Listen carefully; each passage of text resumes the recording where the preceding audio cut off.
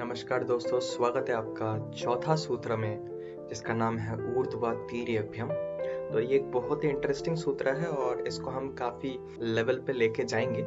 लेकिन उसके पहले मैं उन लोगों के बारे में डिस्कस करना चाहता हूँ, उन कमेंटेटर्स के बारे में जिन्होंने मेरा जो प्रॉब्लम्स मैंने सॉल्व करने के लिए दिया था यहाँ पे उनका सही जवाब बताया। तो पहली नंबर में जहाँ पे मैंने एकाधिकेना पूर्वेना करने के लिए दिया था, तो गोविंद प्रसाद गुप्ता और साहित्य झूली दोनों यूजर्स ने, दोनों दोस्तों ने बिल्कुल सही जवाब दिए। और ये जो निखिलम सूत्र था जस्ट इसके पिछले वाला वीडियो, वहां पर भी इन्होंने साहित्य झूली इन्होंने बिल्कुल सही जवाब दिए। तो इन दोनों को ही मैं कॉन्ग्रेचुलेट करना चाहता हूँ और मैं इस ऊर्ध्व तिर्यभ्यम में अभी आगे बढ़ना चाहता हूँ। आगे बढ़ते हैं ऊर्ध्व तिर्यभ्यम में। तो सबसे पहले हम मतलब इसका पता कर लेते हैं कि ऊर्ध्व तिर्यभ्यम का मतलब क्या है। देखिए, हर समय आपको ये सूत्र का जो नाम है ये याद रहे जरूरत नहीं है, तो आप इसका जो मतलब है कम से कम उसको याद रखिए, क्योंकि कभी टेक्निक भूल जाए तो मतलब ही काम में आएगा। तो ऊर्ध्व का मतलब है वर्टिकल और तीर का मतलब है क्रॉस। तो तिर्यभ्यम का मतलब है क्रॉस वाइज। इसको मीनिंगफुल बनाने के लिए वर्टिकली एंड क्रॉस वाइज, बस इतना सा है। तो ऊर्ध्व तिर्यभ्यम का मतलब ये है, कहाँ पे यूज होता है, इसका स्कोप ऑफ यूज होता है मल्टीप्लिकेशन। क्यों मैं एक नया सूत्र बता रहा हूँ जबकि मैं एकाधिकेना पूर्वेना और निखिलम के जो 3 केसेस है सारा का सारा मल्टीप्लिकेशन के ऊपर ही बताया। तो फिर एक नया सूत्र की ऊर्ध्व तिर्यभ्यम के नाम पे ये सूत्र वो सब मल्टीप्लिकेशन करने के लिए आप इस्तेमाल कर सकते हैं जिनको एकाधिकेना पूर्वेना या फिर निखिलम से सॉल्व नहीं किया जा सकता। आपको मालूम पड़ गया होगा अभी तक वीडियोस देख के कि ये एकाधिकेना पूर्वेना और निखिलम का लिमिटेशंस क्या है। ये हर एक लिमिटेशंस को ब्रेक कर देते हैं ये ऊर्ध्व तिर्यभ्यम। तो चलिए जान लेते हैं कि यहाँ से सवाल कैसे बनता है। सबसे पहले हम एक एग्जाम्पल लेके शुरू करते हैं। सपोज आपके पास है 48 टाइम्स 63, तो आपको मल्टीप्लाई करना है। देखिए, हम एक लाइन में इसका आंसर लाएंगे।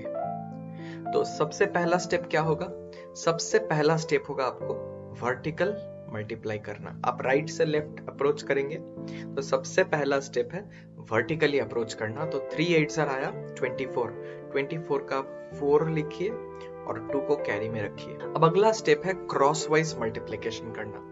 क्रॉस वाइज मल्टीप्लिकेशन यानी कि 2 तरीके से हो सकता है, एक तो या फिर ये मल्टीप्लाई कीजिए या फिर ये। तो 3 और 4 को मल्टीप्लाई करने से आपके पास 12 मिलता है। 6 और 8 को मल्टीप्लाई करके आपके पास 48 मिलता है। अब इन दोनों में से किसी एक को तो आप चुन नहीं सकते, क्योंकि एक चुनेंगे तो दूसरा खाली रह जाएगा। तो आप इन दोनों को ही ऐसे क्रॉस मल्टीप्लाई करके जोड़ देते हो। तो 12 प्लस 48 हमारे पास बन जाता है 60। या आप अगर मेंटली कर पाए तो बेस्ट है, नहीं कर पाए तो थोड़ा ऐसे ऊपर लिख सकते हैं 60। और ये जो पिछले वाले में कैरी था 2, इसको आप जोड़ दीजिए तो आपके पास जो आंसर आ गया वो है 62।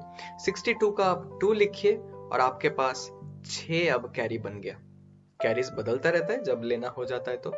और आखिरी जो स्टेप है वो फिर से वर्टिकल मल्टीप्लिकेशन, यानी कि 6 4 24 और 24 के साथ साथ आपके पास ये 6 कैरी है, तो 24 प्लस 6 हो जाएगा आपके पास 30। तो सिंपल, बहुत ही छोटा 3 स्टेप में एक लाइन में आपका आंसर आ जाता है 3024। इसमें आपको प्रोफिशिएंट किस में होना है? इस पे आपको प्रोफिशिएंट सिर्फ एडिशन में होना है और कुछ भी नहीं। और बेसिक मल्टीप्लिकेशन टेबल्स तो आपको आता ही होगा। चलिए और एक एग्जांपल लेके देख लेते हैं थोड़ा सा फर्दर क्लैरिफिकेशन के लिए। सपोज आपके पास है 62 मल्टीप्लाइड बाय 77। कैसे करेंगे? बिल्कुल उसी तरीके से। सबसे पहले राइट से अप्रोच करेंगे वर्टिकल। 7 2 14, कैरी है 1। नेक्स्ट स्टेप है क्रॉस वाइज मल्टीप्लिकेशन। तो 7 6 42 और 7 2 14। 42 प्लस 14 होता है 56 और 56, इससे आप ये जो 1 है कैरी इसको जोड़ दीजिए तो 57 हो जाता है आपके पास। 7 लिखिए, कैरी में आपका 5 आ गया।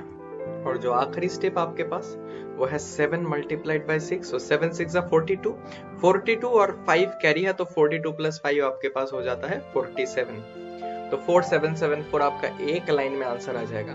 थोड़ी सी प्रैक्टिस के साथ ये बहुत फास्ट हो सकता है। तो इसको मैं, ताकि आपका समझने में सुविधा हो, मैं थोड़ा सा स्टेप्स एक्सप्लेन कर देता हूँ। अगर अभी भी आपको समझ में ना आया हो तो आप थोड़ा सा कॉन्ट्रास्ट में ये 3 स्टेप्स को भी देख सकते हैं।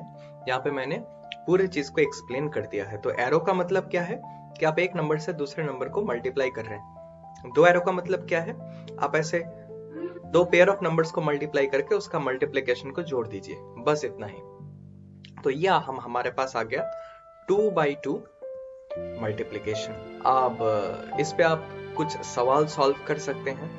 तो यहाँ पे आपको सॉल्व करने के लिए इन 5 सवालों को दिया गया है। तो आप वीडियो को पॉज करके इसका सॉल्यूशंस करके मुझे कमेंट बॉक्स में नीचे बता सकते हैं। आ जाते हैं एक लेवल ऊपर, जहाँ पे हम 3 डिजिट नंबर को एक लाइन में मल्टीप्लाई करने वाले हैं। तो चलिए एक एग्जांपल से शुरू करते हैं। अब आपके पास 2 डिजिट ना रह के 3 डिजिट है। अब आप इसको कैसे सॉल्व करेंगे? तो देखिए, जो फंडामेंटल्स है वो बिल्कुल सेम रहेगा, बस थोड़ा प्रोसीजर में एक्सटेंशन है और कुछ भी नहीं। तो सबसे पहला स्टेप आपका वही रहेगा कि आप वर्टिकली मल्टीप्लाई कीजिए 2 टाइम्स 4, जो कि आता है 8। कोई कैरी नहीं है तो कोई टेंशन की बात। नेक्स्ट स्टेप आपका आता है 2 मल्टीप्लाइड बाई 3, जो है 6, और 1 मल्टीप्लाइड बाई 4, जो है 4। इसको जोड़ देंगे, 6 + 4 आपके पास आ जाएगा 10, और कैरी रह जाएगा 1। अगला स्टेप है आपका, देखिए अपने एक एरो दिया, फिर 2 एरोस दिए। अब आपको 3 एरोस लेनी है, यानी कि 3 एडिशंस। तो 2 2 ज़र 4, ये 1 4 ज़र 4, और ये बीच का 3 1 ज़र 3। अब इन सबको आपको जोड़ना है। जोड़ के आपके पास मिलेगा 4 + 3 + 4, यानी कि 11 और कैरी 1 है, तो 11 + 1 आ जाएगा 12। ये बहुत ही सिंपल है। फिर से आपके पास कैरी 1 रह गया। आप ज्यादा इसको हार्ड मानेंगे तो ही ये हार्ड होगा, वरना ये बहुत सिंपल है। अगला स्टेप क्या होगा आपके पास? देखिए, अब 3 एरोस आपने ऑलरेडी डाल दिया, और कोई डिजिट से नहीं है कि आप और एक्सटेंड कर पाओ, तो आपको घटाना होगा अभी। तो 3 से आ जाएगा 2 एरोस, 2 1 ज़र 2 + 3 1 ज़र 3, 3 + 2 आता है 5, 5 + 1 होगा 6, और आपका जो आखिरी स्टेप है वो है 2 1 ज़र 2। आपका कोई कैरी नहीं है, तो ये 2 जैसे ही बैठेगा। बहुत सिंपल है। इसमें हमने क्या किया, 1 cross 1 arrow, 2 arrows, 3 arrows, 2 arrows, 1 arrow. हमने बस ऐसे इसको स्प्लिट कर लिया। अगर आपको समझने में थोड़ा सा भी तकलीफ हो रहा है, आप इस वीडियो को रिवाइंड कर सकते हैं, या फिर मैं अभी पिछले जो 2/2 की तरह से स्टेप्स बता देता हूँ वो आप नोट कर सकते हैं। अगर आप इसको याद कर ले तो सबसे बेहतर रहेगा, वैसे याद करना नहीं पड़ेगा अगर आपको बेसिक पैटर्न समझ में आ जाए। तो यहाँ पे मैंने ये जो 5 स्टेप्स है इसको मैंने विस्तार में समझा दिया है। तो आपका जो भी एरोस है वो रिप्रेजेंटेशन वही के वही रहेगा। आप बस इसमें पैटर्न नोट कर लीजिए। अगर आप इसका पैटर्न नोट कर पाते हैं तो आपका ये सवाल बहुत ही आसानी से सॉल्व हो जाएगा। तो अगर ये आपको समझ में आ गया तो मैं फिर से कुछ प्रॉब्लम्स देना चाहता हूँ, जो कि आप ट्राई करके इसका आंसर्स कमेंट सेक्शन में डाल सकते हैं। तो ये रहा बस 3 सवाल, इसको आप कीजिए। करके आप ये भी मुझे बता सकते हैं कि ऊर्ध्वा तिर्यक अभिगम को छोड़ के कोई और मेथड से भी आंसर निकाला जा सकता है क्या? दोनों ही सवाल में आप ये मुझे बता सकते हैं। तो मैं खुश होऊंगा अगर आपको और भी कोई वैदिक मैथमेटिक्स का मेथड पता है ये प्रॉब्लम्स सॉल्व करने के लिए। उसके बाद मैं कुछ फंडामेंटल चीजें भी डिस्कस करूंगा। तो अगर मैं बताऊं 4/4 मल्टीप्लिकेशंस का, वैसे ये जरूरत नहीं पड़ता, 2/2 और 3/3 से ही ज्यादातर काम चल जाता है। फिर भी अगर मैं 4/4 का बात करूंगा तो अगर एक एग्जांपल लेके आपको समझाने जाऊं तो बहुत ज्यादा कंफ्यूजिंग हो सकता है। इसीलिए मैं 4/4 का सिमिलर स्टेप्स बना देता हूं और मैं उसके बाद ही वो एक्सप्लेन कर दूं। तो यहाँ पे मैंने 4/4 का, जो वैसे ज्यादा जरूरत पड़ता नहीं है, फिर भी अगर कोई बहुत पैशनेट है सीखने के लिए या जानने के लिए कि ये पॉसिबल है क्या ऊर्ध्वा तिर्यक अभिगम से, तो जी हाँ है। ये पूरा आपके ऊपर है कि आप कितना इसको इस्तेमाल में लाना चाहते हैं। तो यहाँ पे ये करने के लिए 4/4 करने के लिए 7 स्टेप्स है, 1 2 3 4 3 2 1। तो आपको क्रॉस मल्टीप्लाई कैसे करना है साफ सुथरा शायद पता चल रहा होगा आपको। पहला स्टेप ऐसे, फिर आपने 3 पेयर्स को उठा लिए, फिर ये 4 पेयर्स, ये सबसे कॉर्नर वाले।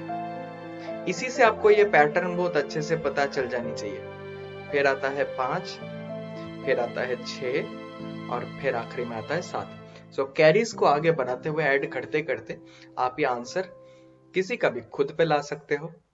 तो अगर आप चाहो तो इस पर भी एप्लीकेशन एक्सटेंडेड बना सकते हो, लेकिन मैं पर्सनल लेवल पे रिकमेंड नहीं करता क्योंकि इसका एग्जांपल बहुत कम देखने को मिलता है। तो पूरा ऊर्ध्वा तिर्यक जो कि सबसे सरल और काफी फास्ट एक टेक्निक है किसी भी टाइप का मल्टीप्लिकेशन प्रॉब्लम्स सॉल्व करने के लिए, ये आपने इस वीडियो के दौरान पूरी तरीके से सीख लिया।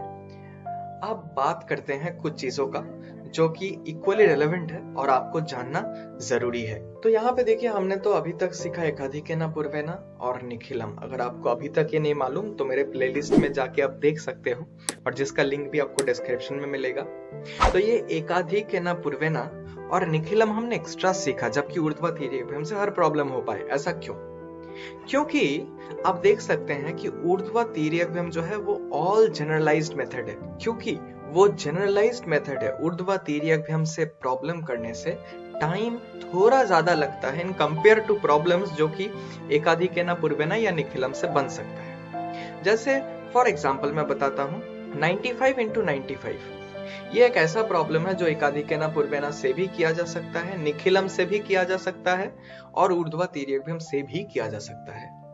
इस केस में आप क्या करोगे? आप कौन सा सूत्र अप्लाई करोगे? ऑफ कोर्स जो सबसे फास्ट होगा, तो सबसे फास्ट यहाँ पे एकाधिकेन पूर्वेन होगा अनडाउटेडली, अगर आपको थोड़ा सा प्रैक्टिस है, और आप आसानी से इसको 9025 लिख सकते हो। तो जब आप मोमेंट पे देख के ही सवाल का सोल्यूशन निकाल सकते हो एकाधिकेन पूर्वेन से, तो निखिलम और ऊर्ध्वा तिर्यक ज्यादा टाइम कंज्यूमिंग होगा। वैदिक मैथमेटिक्स सीखने का मकसद हमारा बस एक ही है, ताकि हम जो कैलकुलेशंस है उसको हम तेजी से तेजी तरीके से कर पाए और बिना कैलकुलेटर के मदद से। तो इसीलिए हमको ये जानना जरूरी है, एकाधिकेन पूर्वेन सबसे कॉन्स्ट्रिक्टेड है, यानी कि बहुत ही कुछ सिलेक्ट कंडीशंस पे एकाधिकेन पूर्वेन लगाया जा सकता है। और उसी केस में जो निखिलम है वो थोड़ा सा ब्रॉड है। आप देख सकते हो आपका बेस नंबर का और डिविएशंस का जितना टॉलरेंस है, आप उसको इस्तेमाल करके निखिलम सॉल्व कर सकते हैं। तो जनरली निखिलम से जितना टाइम लगेगा वो थोड़ा ज्यादा लगेगा एकाधिकेन पूर्वेन से। मैं ऐसा बता सकता हूं कि निखिलम से एक प्रॉब्लम करने में जितना टाइम लगता है जो कि एकाधिकेन पूर्वेन से भी हो, उसमें आप एकाधिकेन पूर्वेन ही अप्लाई करें। ये थोड़ा कॉमन सेंस से, थोड़ा ऑब्जर्वेशन से आ जाता है, लेकिन मुझे लगा कि मुझे ये बता देनी चाहिए। और अगर निखिलम और एकाधिकेन पूर्वेन में से कुछ भी ना काम करे, तब आप जाके ये ऊर्ध्वा तिर्यक भी अप्लाई कर सकते हैं। तो ऊर्ध्वा तिर्यक हो गया जब और कोई भी सूत्र ना काम करे, तब आप ये लगा सकते हैं। अब आप कहेंगे कि भैया मैं तो 2/2 और 3/3 सीख लिया कैसे ऊर्ध्वा तिर्यक से सॉल्व करें, लेकिन हमारे पास अगर ऐसा कोई एग्जांपल दिया जाए जो कि 3/2 है, 3 डिजिट बाय 2 डिजिट है, तो हम कैसे लगाएंगे ऊर्ध्वा तिर्यक? तो भैया बिल्कुल लगा सकते हो। कैसे? आप बस ये जो खाली जगह है यहाँ पे एक 0 बिठा दो और ये 3/3 बन जाता है। तो आप बिल्कुल उसी तरीके से एक लाइन में आंसर बता सकते हो। तो ये कुछ था कॉमन डाउट्स ऊर्ध्वा तिर्यक में रिलेटेड, जो कि मैंने एड्रेस कर दिया। अगर आपको ये वीडियो पूरी तरीके से समझ आया और अच्छा लगा तो लाइक कीजिए, अपने दोस्तों के साथ शेयर कीजिए, और अगर आप मेरे चैनल में नए हैं तो सब्सक्राइब कीजिए। हम मिलेंगे अगले सूत्र में। आज के लिए बस इतना ही। शुक्रिया।